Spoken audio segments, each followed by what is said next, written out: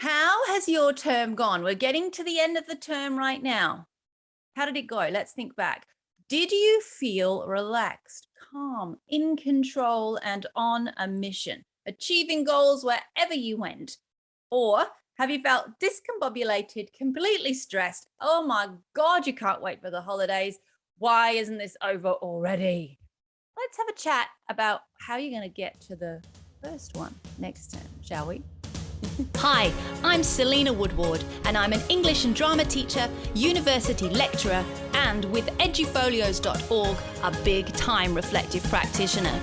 So how can reflective practice help you grow your teaching skills, fall in love with your profession all over again, and help you nail accreditation and teacher registration with less stress and less work? Well, this is the Reflective Teacher Podcast. In our work in teacher accreditation, as I coach people through the process, people are often really relieved to discover that they are very rarely the hero in the story of their evidence of practice. Yes, at uni, when you're doing your GTPA or your graduate portfolio, you're talking a lot about you, what you've been learning, what you've been trying to apply, with a little bit of a focus on, well, why would you do that? And what does that mean for your students? So there's a little bit of you in the grad. But when it comes to proficiency, it's all about your kids. When it comes to highly accomplished, all about your colleagues and your kids. And when it comes to lead, it's all about your site, the difference you are making. If you listen to episode 15 of this podcast, you can hear far more about that. If that's new to you right now, head to edufolios.org/015. But the reality is, the hero is rarely us. And as a teacher, as a result, can you relate to the idea that we tend to put ourselves last because we are focused on some kind of mission? We're all here on a mission. The best teachers I know are here because they want to make a difference and they have a mission. How clear are you, though, about your mission? Have a think now. What is your mission as a teacher? You know you're not the hero of your evidence, but you also know that you want to take the next career step. You want to keep growing your skills. You want to increase your impact. But for what purpose? What is your mission? Because teaching is a ridiculously stressful job. And we get really busy really quickly. And it is super easy to get distracted and overwhelmed. We've got report writing, parent-teacher interviews, planning, marking, prep, that school trip, the school camp. Oh my God, it goes on and on, right? Plus COVID right now. It's really easy to get really distracted. And then when someone turns around and says, hey, your teacher registration's due, or hey, would you like to apply for proficiency right now? Maybe you have to, maybe you've run out of time, or HA or lead. Then suddenly when you look at that rubric, that assessment rubric that is the Australian Professional Standards for Teachers, and you log into the place where you're going to have to submit the evidence, you go along to the training course that your local authority is offering, and you just feel completely overwhelmed by it. It is not part of your mission, or that's what you tell yourself. You tell yourself that this process of paperwork is just another thing you have to do, and you ain't got time for that. And it's really interesting to me that if you are clear on your mission and you understand the process of accreditation, why those two things are separate. I've been working with lots of schools over this year, and I have watched you amazing heroes. You are heroes.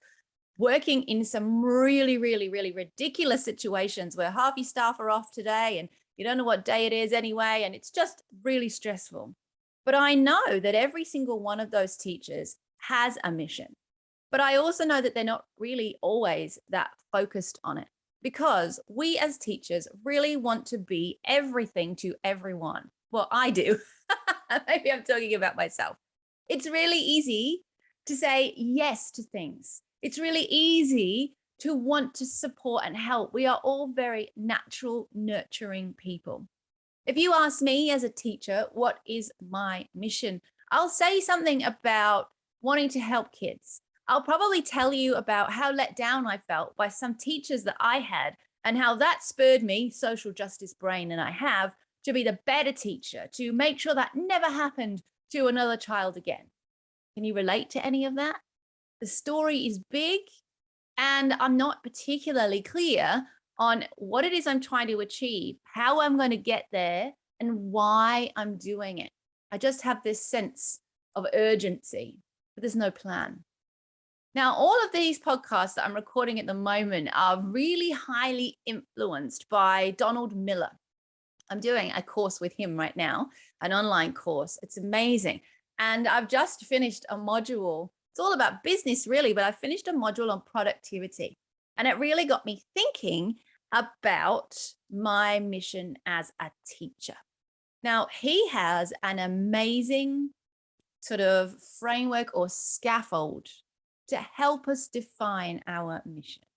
Because if, as a heartfelt, fabulous leader, because that's what you are, you're in a classroom working with your kids, leading them towards something, or you are working with your colleagues, leading them towards something, or you're at uni and you are studying, leading yourself toward something. As a really heart-driven, value-driven, values-driven professional, having a mission can help us to clear away the overwhelm and make great choices that keep us in a grounded space. I know personally right now, developmentally for myself, I am no longer interested in this energy of, I've got to get things done. It isn't productive for me. I get really tired really quickly. And it's actually a lot of energy spent on things that aren't actually helping me or helping my students or my colleagues or my site. I used to vibrate up there all the time and I felt good because I was busy, and busy equals productive. But that's just not true for me anymore. Can you relate to that? I don't think it was ever true, actually. I think I just somehow associated busyness with success somewhere along the lines. But actually being busy and distracted from what I want to achieve isn't the same thing as productive. Now, Donald Miller has this great scaffold to help us define a great mission. And it has 3 parts, and I want to share them with you now. Now, Donald is really obsessed with story, which is why I love him, because I'm an English teacher, right? He's the famous author behind the story brand framework that we use in marketing. English teachers, check that book out. You will be like, oh my God, it's so cool. So he loves looking at what makes us pull ourselves into a story. You know those books that you read and you get to the end and you're like, no, I need more. Harry Potter, the Red Queen series, that did that to me. Outlander does that to me. What books? Or movies, TV series, where you get to the end and you're like, oh, and you've been hooked and you've been drawn in. He studies the structures of that and he looks at what about human nature does that for us and then applies that to different scenarios. It's fascinating as an English teacher. And one of the things he talks about are missions. If you think about any great action movie, any great mission, rom-com, whatever, there's a mission. The hero is on a mission. And there's always a really clear goal. The example he gives in the book goes something like this. And I'm paraphrasing, so apologies, Mr. Miller, if you're listening. All right. It goes something like this. Say the policeman has to catch the criminal by the time the snowstorm happens. Otherwise, the criminal's going to go free and justice is not going to be served. There are 3 parts to that. There's a what, there's a when, and there's a why, a because. So your mission as a teacher might be looking at a particular group of kids to help that group of kids increase their reading lexile by X% by the time we get to term 4. Because in the next year level, every child in your class deserves the freedom to start working on other skills around reading that don't involve just understanding the storyline. That's a very long-winded one. We could work on that one, okay? It could be something like, I've got some examples here. I will reflect on my teaching practice 4 times by the end of term 3, because I deserve to see my impact, feel great about that, and know what I can do to make an even bigger difference on my students. Can you understand that? Can you see the mission? You've given yourself a what? You've given yourself a when by the end of term 3, and you've really nailed home why. Like, we can imagine William Wallace declaring that amazing mission, can't we? Can we? I don't know, Jamie Fraser. All right, we want something that is really clear, really measurable, really actionable, okay? Because I can tell you now, if you did reflect 3 times in term 3, because you wanted to see your impact, you would gather some amazing evidence for accreditation. It would just happen, especially if you were using Edufolios and all our tools. So you can see the difference between, oh yeah, I'm a teacher because I want to make a difference. When do you want to make a difference? What difference do you want to make? And if we have that mission really clearly defined, we can start to make choices. When we're not clear on our mission, it's really hard to make judgments about what we should say yes to and what we should say no to. I know from my personal experience, when I'm not really razor sharp focused on what I'm trying to achieve this term, this year, whatever you want to make the goal, okay, I will say yes to everything because I want to help. And then what happens is I get super lost, really overwhelmed, and I don't know which way is up.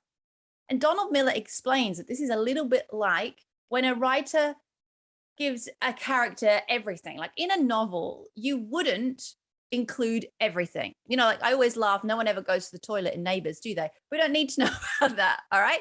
We have to make a choice about what to leave out of our story, as well as what to leave in.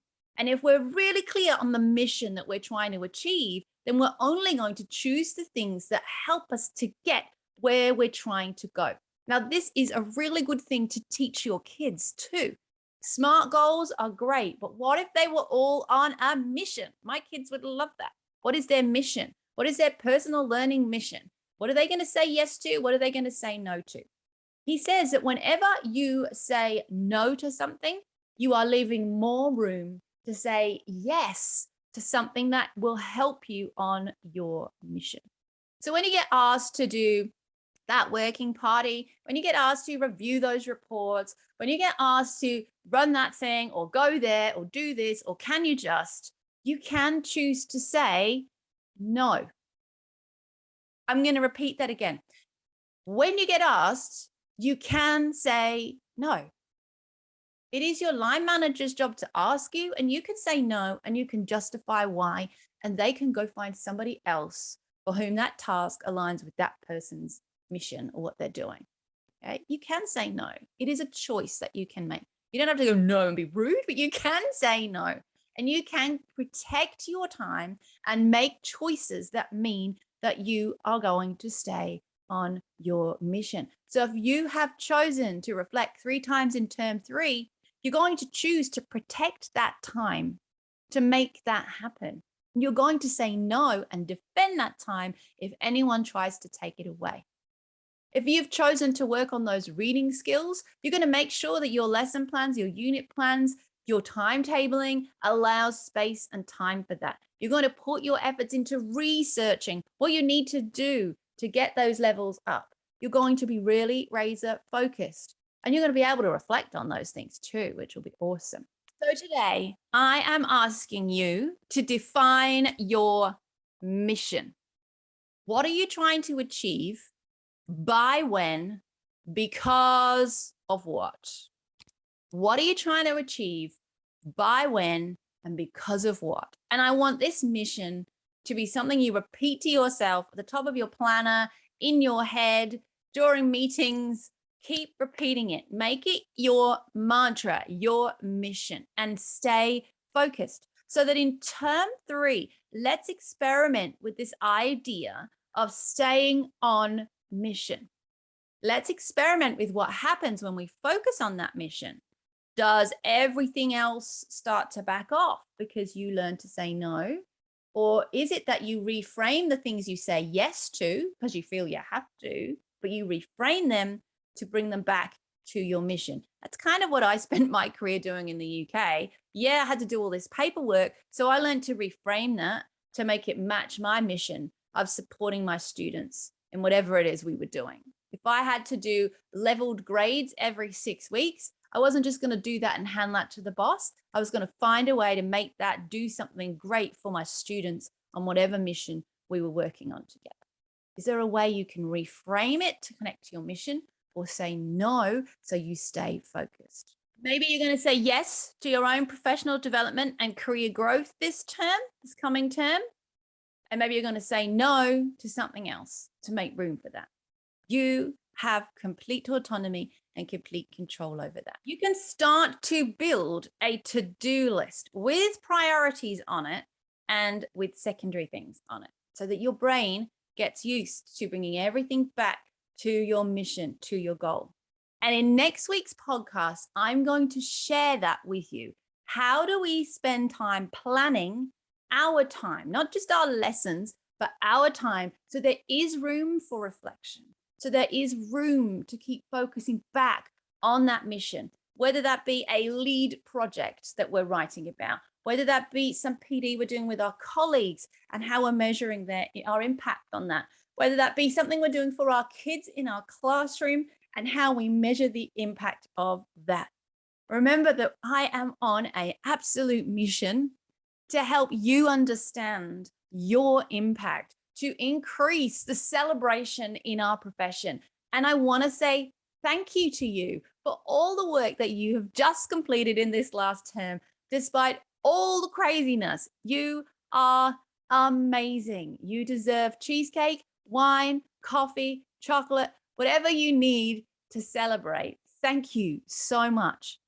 In the next term, I want to help you to make room for you to celebrate even more. And part 1 is finding out what your mission is. If you're watching this on YouTube, I want you to comment your mission below this video. I am going to comment Edufolio's mission below this video. So go check that out. And then I want to see what yours are. If you haven't already found us on YouTube, you can do so by heading to edufolios.org/YT. And if you're watching me on YouTube right now, hit subscribe and don't miss out on another episode. Like I say, next week, we're going to take this mission and we're going to learn how to use that to plan our time, our most precious commodity, so we reduce the overwhelm and reduce that feeling of being completely lost in our own narrative because we've forgotten what our character was meant to be doing.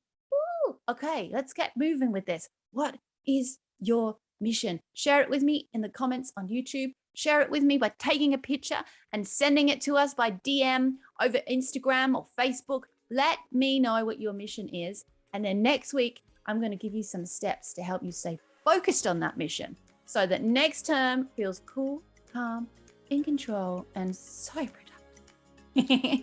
That's it for this week. I hope you've enjoyed this episode of the Reflective Teacher Podcast. I've been your host, Selena Woodward. I will see you next Wednesday. Take care.